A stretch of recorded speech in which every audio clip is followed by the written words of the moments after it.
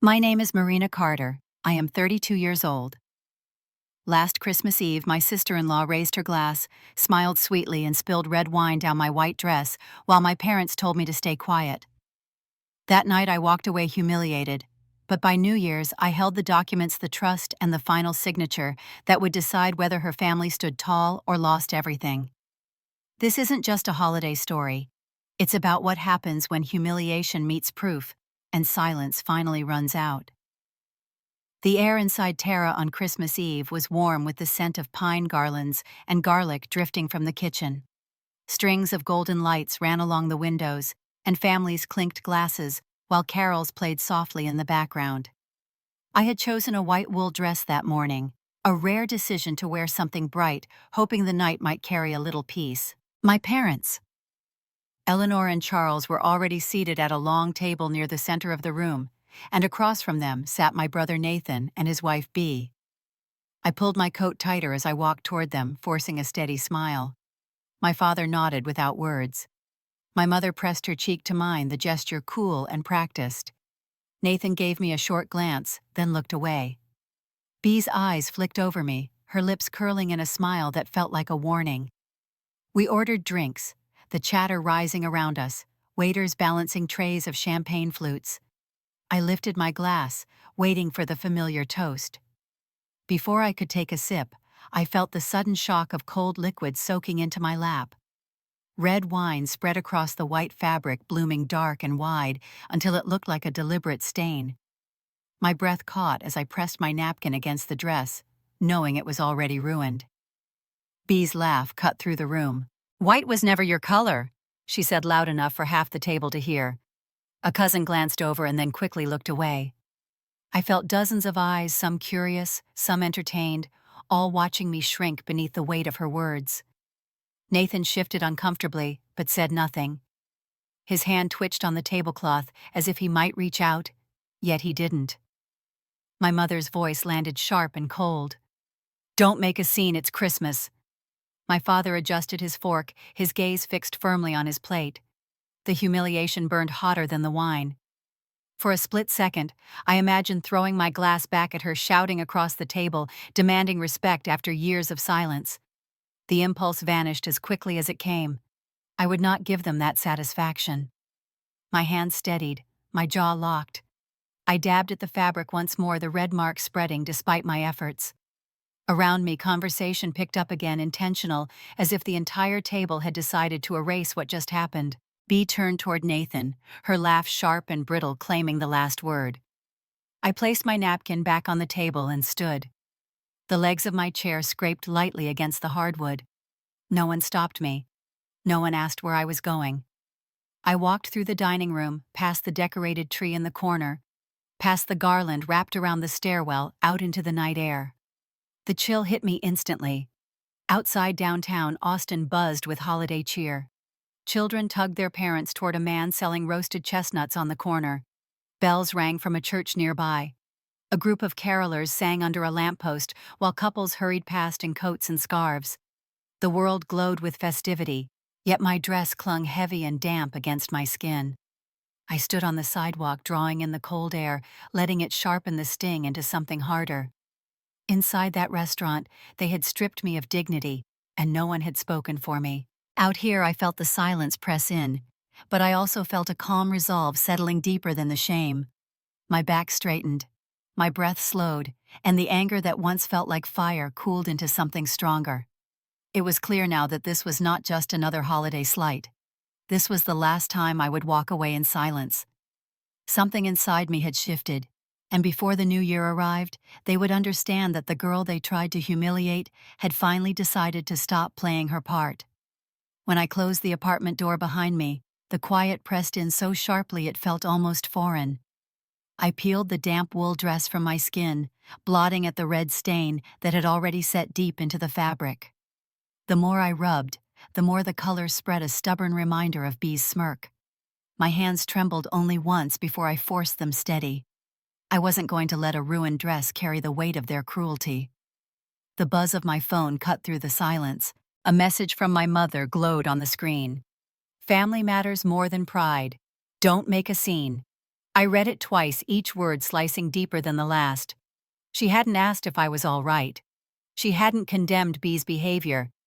Instead, she had handed me a command to swallow humiliation for the sake of appearances.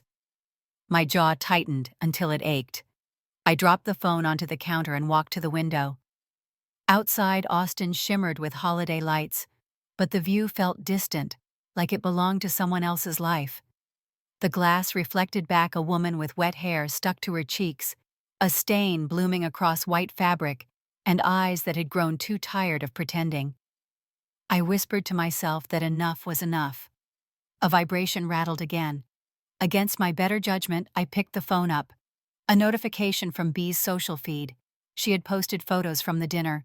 I swiped through quickly until I stopped cold. She had cropped me out of every frame. In one shot, I could see the edge of my shoulder, the lace of my sleeve erased so carefully, it was almost artistic. Her caption read, "Holiday blessings with the people who truly matter." The message was clear. For a moment, the anger surged so fast it made me dizzy. I sat down on the edge of the bed and let the fury settle into my chest. Then I opened my contacts and scrolled until I landed on Helena Brooks. My thumb hovered only a second before pressing call. She picked up on the second ring, her voice firm even through the static. "Marina, are you home?" I nodded, though she could not see me. "Yes." Her tone softened slightly. "Tell me what happened." Words tumbled out sharper than I intended. B humiliated me in front of everyone. She poured wine on me and no one defended me. Then my mother told me not to make a scene. Helena let the silence stretch. When she finally spoke, her words landed like a reminder of something I had almost forgotten. "You still have the prenup you signed with David. And don't forget the trust your father left. Section 5.2. Nothing major moves without your consent." Her voice steadied me. The prenup, the trust. They had mocked me tonight, but I still held pieces of power they could not touch. I felt the edges of resolve forming into something sharper. I leaned back against the headboard, my phone pressed to my ear.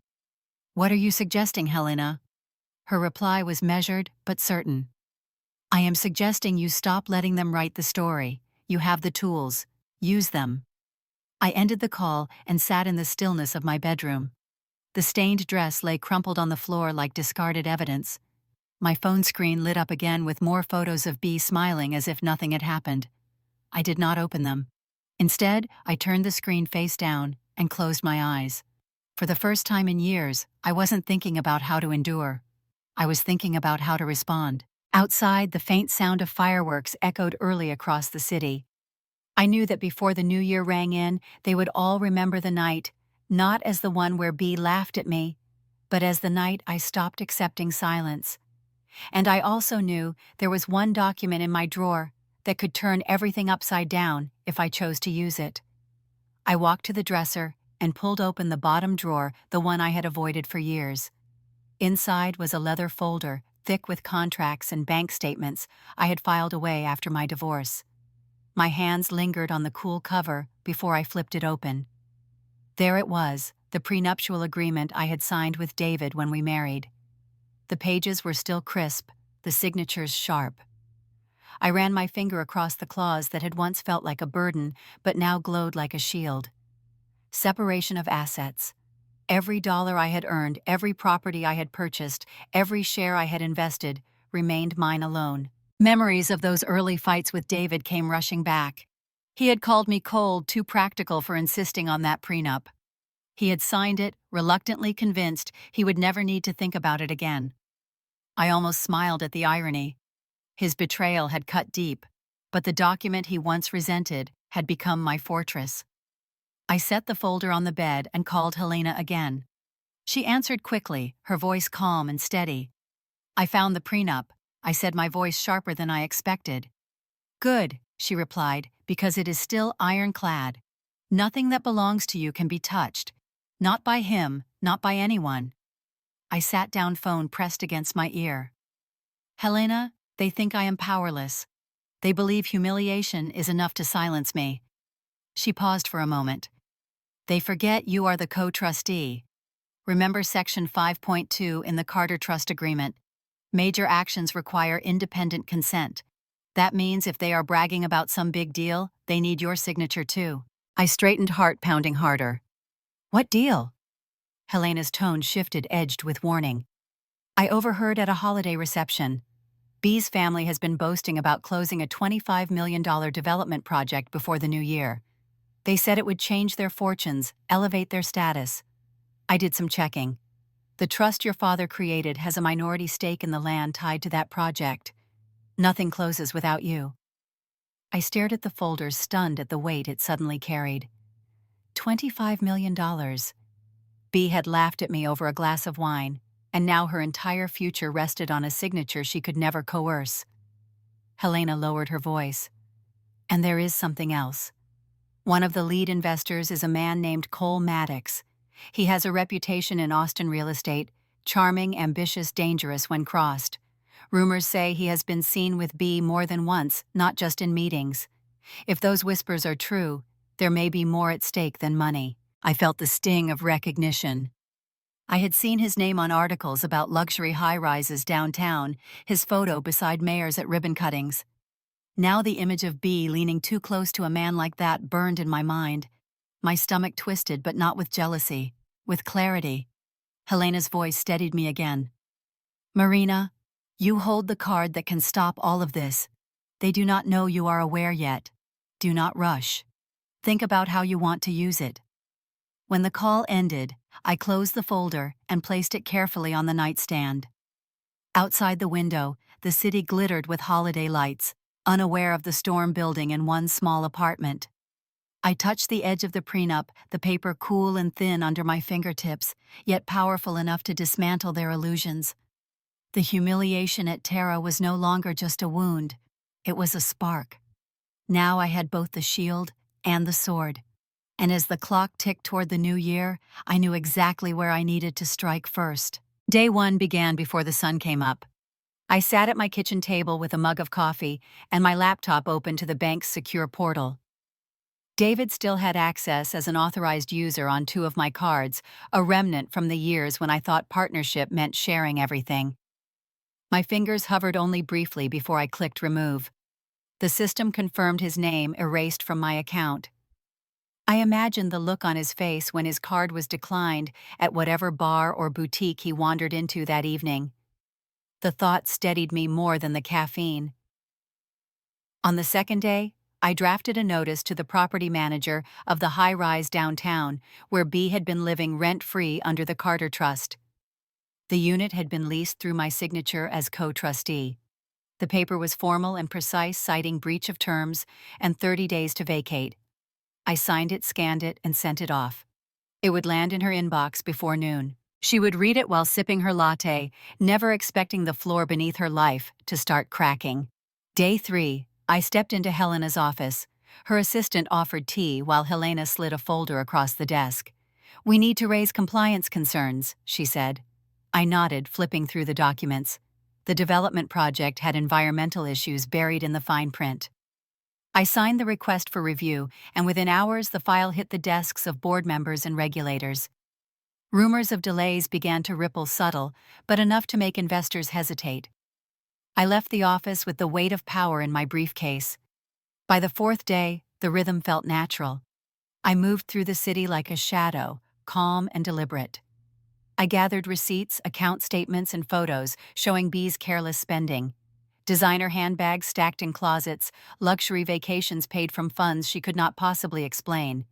I stored everything neatly in a digital file marked evidence. That evening I called a number I had avoided until now. Cole Maddox answered with a voice smooth as glass. "We need to meet," I said. He paused, then replied, "I was wondering when you'd call." The 5th day brought clarity sharper than ice. Helena and I sat at her dining room table drafting the formal letter. Withhold consent. It read, citing Section 5.2 of the Carter Trust Agreement. It was clean, legally airtight, and devastating. I initialed every page, my name binding the decision. The project would not move forward without me. B's golden promise to her family had just turned to ash. On day 6, I turned my focus inward. I laid out a dress black as midnight, tailored to fit me like armor. I printed copies of the prenup, the notice, the compliance warnings, and the letter of refusal. Each document slid into a leather portfolio, crisp and undeniable. I pressed the cover shut and imagined placing it on a table in front of them. Not rage, not shouting, only paper. Paper that carried the weight of truth. The seventh day arrived with the city preparing for fireworks and countdowns. My apartment was quiet, the portfolio waiting on the desk. Helena called that morning. "Are you ready?" she asked. I looked at the clock, the hours slipping toward midnight. By New Year's they will lose everything, I told her. My voice was steady, the certainty like steel in my chest. I stood by the window watching the skyline shimmer with anticipation. Each day had built on the last, each strike measured and precise. The girl they tried to humiliate at a holiday dinner was gone. What stood in her place was someone they had never expected, someone willing to face them with nothing but truth and law. And as the final night approached, I knew the stage was set for their fall. I drove to my parents' house the morning of December 30th, the quiet suburban street lined with bare oaks and wreaths that had begun to sag in the winter air. The Carter home looked the same as it had, every holiday lights twinkling in the windows, a plastic reindeer standing stiff on the lawn. I rang the bell, and my mother answered, pearls at her neck, lipstick immaculate, as if she had been waiting to deliver a performance. She led me into the living room, where the fireplace glowed and the smell of cinnamon clung to the air. Charles sat in his recliner with the newspaper folded on his lap, eyes lifting just enough to acknowledge me. Eleanor wasted no time. "Marina, let it go," she said, smoothing her skirt as she sat. "She is family now." The words landed like stones. My chest tightened, but I forced my voice calm. "If I had poured wine on Bee's dress in front of everyone, would you have told her not to make a scene?" Her eyes flickered, then dropped to the coffee table. She picked up a porcelain angel figurine, turned it in her hand, and avoided my gaze. The silence spoke louder than anything she might have said. Charles cleared his throat, setting the paper aside. His voice was low, almost careful. "I know you are not wrong, Marina, but telling the truth in this family has never been easy." He glanced toward Eleanor, then back to me. "Sometimes silence is the only way peace is kept." Peace, I repeated in my head, the word sour. It was not peace they protected, it was comfort, and comfort had always belonged to Bee. My father's confession was not a betrayal, but it was not a defense either. It was resignation, and resignation was just another wound. I rose from the sofa, moving toward the window where frost edged the glass. Outside, neighborhood children were dragging sleds across thin patches of snow, their laughter muffled by the pain. I pressed my palm against the cold surface and spoke without turning. "I am done being silent." Behind me, my mother shifted her bracelets, clinking. "You will regret making this bigger than it needs to be." Her voice had that clipped tone I had known since childhood, the one that reduced every hurt into an inconvenience. I turned and met her eyes, steady and unflinching. "The only thing I regret is thinking you would stand beside me." For a long moment, none of us spoke. Charles lowered his gaze. Eleanor pursed her lips, and the fire crackled between us, as if it had been waiting for years to fill the silence. I gathered my coat from the chair, my movements deliberate, my mind already beyond their walls. At the doorway, my father's voice followed me, softer this time. "Marina, whatever you are planning, be careful. The world does not always reward the truth." I paused, hand on the doorknob, then answered without looking back. "Sometimes the truth is the only reward left." The air outside stung my face as I walked to the car. I slid behind the wheel, fingers tightening on the steering wheel until my knuckles whitened. The image of their living room burned in my mind, the glow of the fire, the hollow words, the weight of their choices. I knew then that whatever ties I had been clinging to had already snapped. I started the engine, the hum steady, the road stretching ahead toward downtown Austin. My portfolio waited in the passenger seat, filled with every document I needed. By the time the clock struck midnight tomorrow, Bee would no longer be the daughter they paraded, and my silence would no longer be the role they assigned me. The news reached me the next morning through a mutual acquaintance who lived in the same high-rise as B. She had come downstairs in silk pajamas, demanding to know why the leasing office had delivered a notice to vacate taped to her door. Her voice had echoed through the lobby, sharp and desperate, while the concierge kept his eyes low. By noon, she was calling Nathan, screaming into the phone. I pictured her clutching her coffee cup with shaking hands, scrolling through her emails to confirm that the document carried my signature. That afternoon, her card was declined at a boutique in the Domain. She had tried to buy another designer bag, only to be told the transaction would not go through.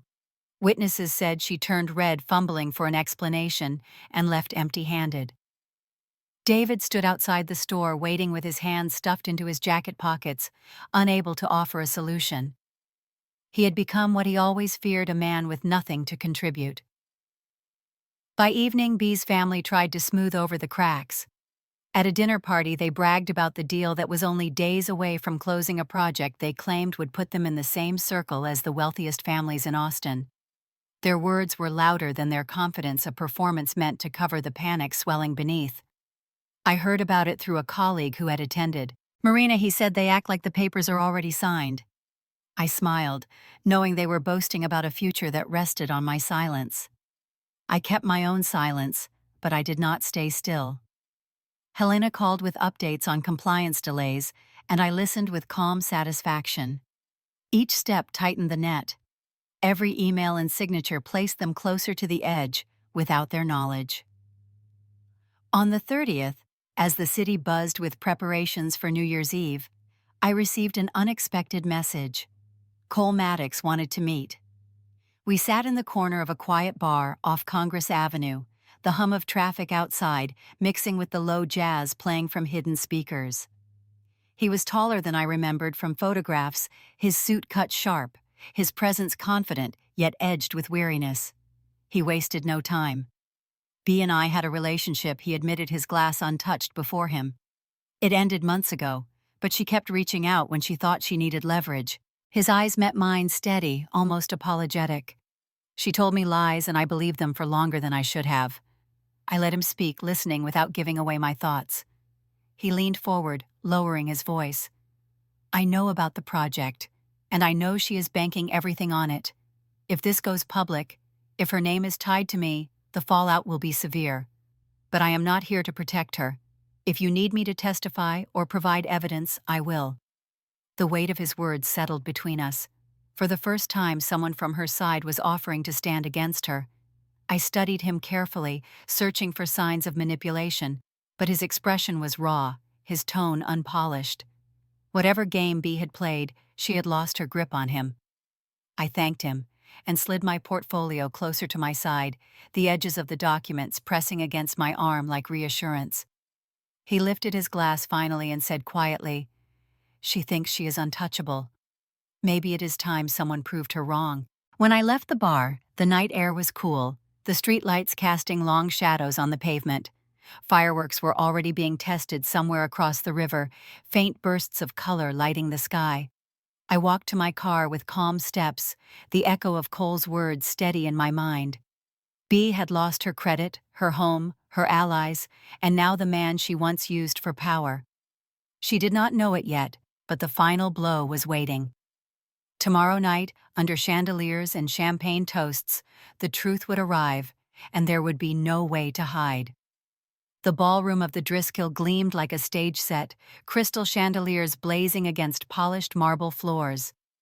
I arrived just after 10, the hum of conversation spilling into the hallway as guests mingled with glasses of champagne in hand. Inside, the tables shimmered with silver linens and towering arrangements of white roses. I moved through the crowd with calm steps, the leather portfolio tucked under my arm, the black dress fitting me like armor. B was at the center of it all, radiant in sequined gold, her hand looped tightly through Nathan's arm. Her laugh carried over the music, bright and commanding, and people leaned in to catch every word. I watched her lift her glass high. "Before midnight, we will finalize a project that will change everything for our family," she announced, her voice smooth and triumphant. Applause followed, though I saw the flickers of skepticism in the eyes of some investors, already restless from whispers of delays. I waited until the toast ended. Then I walked forward each step, measured the sound of my heels striking sharp against the floor. Conversations quieted as heads turned. I reached the long table where Bea and my parents sat, the glow of their confidence still clinging to them. Without a word, I set the portfolio down in front of Bea. My voice was even cutting through the silence. "Read section 5.2 before you celebrate." Bea blinked, her smile faltering as she opened the folder. Her eyes scanned the document, her face draining of color. Around her, murmurs spread like wildfire. The master of ceremonies, confused, took the microphone and announced that as co-trustee, I had exercised my right to withhold consent. The deal would not close. Helena stepped forward from the side, crisp in her navy suit, and confirmed it for the investors present. The murmur grew into sharp gasps, and I saw one of the board members push back his chair, his expression tight with fury. Bea tried to rise, stammering that it was a mistake, that the papers were doctored. Before she could spin another word, a man's voice carried from the back of the ballroom. "That is not the only truth she has been hiding." Cole Maddox stepped into the light, his presence commanding even without the stage. In his hand he held his phone, the screen glowing. He walked forward, eyes fixed on Bea. "We had an affair," he said plainly, his tone stripped of pretense. "I have the messages, the photos, everything." He turned to the investors, his voice steady. "She promised me influence, access, and favors tied to this project. She lied to me, and she lied to all of you." The ballroom erupted. Guests whispered loudly, some covering their mouths, others staring openly at Bea, who stood frozen in her chair, her mascara already smudging. Nathan looked at her as if the ground beneath him had vanished, his hands twitching at his sides. My mother's face went rigid, her pearls trembling against her collarbone as she searched desperately for a way to contain the moment. Cole placed his phone on the table beside my portfolio. The messages glowed in clear print, Bea's words undeniable. Laughter arrangements, promises of a future she would never secure. The investors rose from their seats, shaking their heads, some already making for the doors. The applause that had once carried Bea now turned into the sound of footsteps retreating and voices condemning. I did not raise my voice. I simply stood watching the empire of illusions collapse under the weight of truth. Bea's hand trembled as she reached for Nathan, but he pulled away, his face pale, his silence louder than any accusation. The chandeliers blazed above us, but all the light had shifted away from her. I gathered my portfolio, leaving the phone and the papers where they lay. The crowd no longer looked at me with pity. They looked at me with recognition, as if they finally saw the person they had tried to erase. Midnight was minutes away, but for Bea the new year had already arrived, stripped of glory and heavy with shame. I turned toward the exit, my heels striking steady against the marble, knowing the night was not finished, and that the fallout waiting outside those doors would be even greater. I stepped into the hushed corridor and felt the quiet settle like a seal behind me. The valet stand outside the Driscoll was crowded with guests, still laughing and posing for photos, but I kept my eyes forward and slid into a cab without looking back. Austin flashed past in ribbons of light, and when I reached my building, the lobby was almost empty, a lone poinsettia wilting beside the mailboxes. I set the portfolio on my kitchen counter and washed my hands until the water ran cool and steady. The city kept celebrating somewhere out there. I let the noise belong to other people. Morning arrived clear and cold. January 1st, 2024. I brewed coffee and opened my laptop. Helena had already sent an email with formal confirmation that the board and council had recorded my refusal. The project was suspended pending a vote that would not come, because my consent was a requirement, not a courtesy. A second note from compliance flagged Bea's conflict with Cole and the evidence in his possession. The investors could not ignore what they had seen with their own eyes. I scrolled through the messages without hurry, each line another door closing. Near noon, the property manager replied to my notice from last week. Receipt acknowledged. 30 days from delivery. Access would be restricted to Bea, and the building's move-out schedule would be set by end of week. It was clinical and final. I pictured Bea in that mirrored closet packing gown she bought on credit, the silence in her throat where her laughter used to live. An unknown number called, and I let it ring. Then another. The third was my father.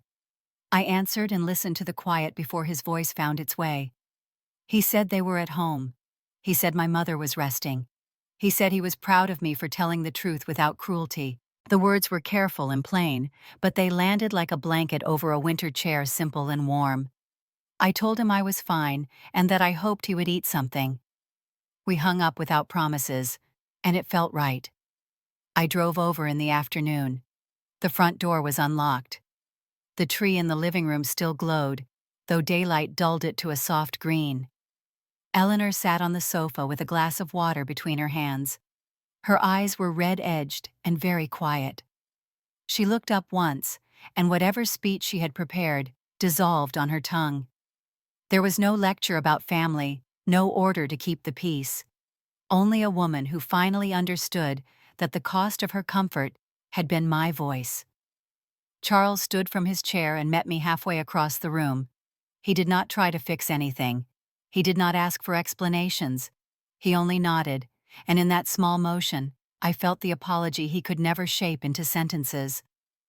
We sat in silence while the clock ticked over the fireplace. Somewhere down the block, a child blew a party horn and laughed, and the thin sound drifted in like a ribbon. My phone buzzed on the coffee table. A text from a number I recognized as Bea's sister-in-law on her side. She wrote that Bea was not answering anyone. She wrote that Nathan had left their apartment with a single suitcase. I breathed in and let the information pass through me. I had not set out to break their marriage. I had set out to end a lie. Sometimes the ground gives way, where it is already hollow. By late afternoon, I was back in my apartment. I opened the curtains wide and watched the pale winter sun lay a line of light across the hardwood floor. Down on the street, a couple walked their dog in new jackets that still held their creases. I poured tea and sat on the windowsill with my feet tucked beneath me. The portfolio rested on the table, closed, the edges of the documents aligned as if they had never been disturbed. I thought of Christmas Eve in terror of the red stain, spreading across white fabric, of my mother's voice, telling me not to make a scene. I thought of the quiet that had lived in my chest for years and how easily it had made room for other people's comfort. That quiet was gone. In its place was something steady and clean, the kind of stillness that comes after a storm when the air tastes new. The first fireworks of the evening cracked over the east side, small and bright. I let the sound roll across the glass and fade. On Christmas Eve, she tried to strip me of dignity. By New Year's, the balance returned to where it belonged. I did not need rage. I did not need a stage. I needed the truth and the patience to hold it in my hands until it did the work I could not do by shouting. The kettle clicked softly as it cooled. I set my empty cup in the sink and stood for a long moment with my palms flat on the counter. The city would move on. So would I. There would be leases and logistics and the slow administrative unraveling of a deal that once looked like gold. I would go to work tomorrow and answer emails and pay my bills and fold laundry. I would also remember the way it felt to keep my own promise. If you have ever been told to keep the peace at the expense of your voice, what would you do to take it back? And what would that first step look like for you today?